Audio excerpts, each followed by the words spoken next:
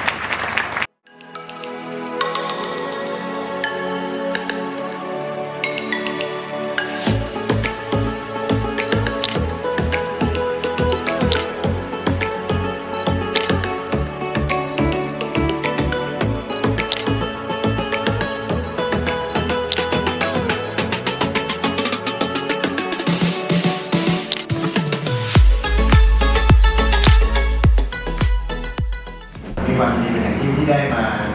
เปิดงาน CTC Open House 2019 ที่วิทยาลัยเทคโนโลยีจุฬาลงกรณ์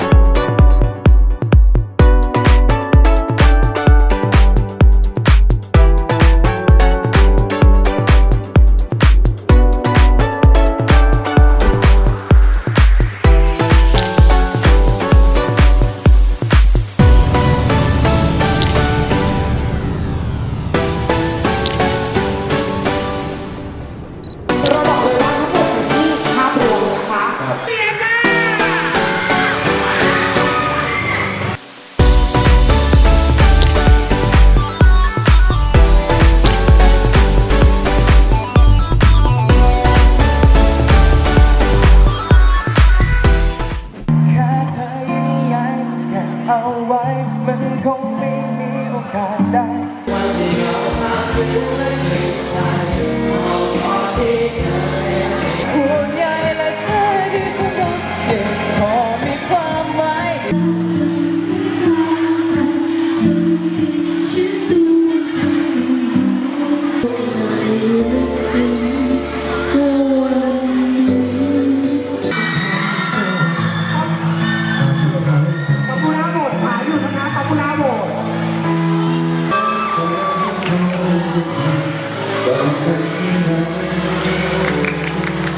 มีให้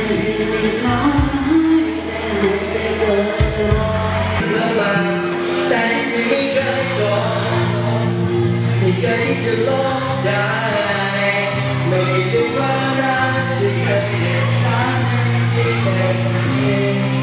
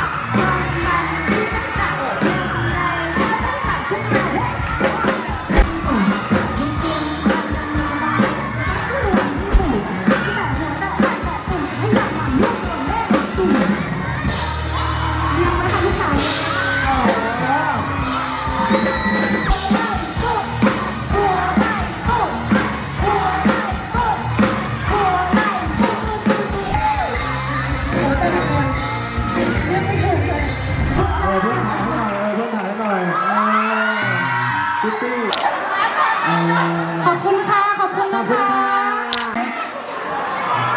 ถ่ายรูปนี่ร้องไห้อยู่คนเดียว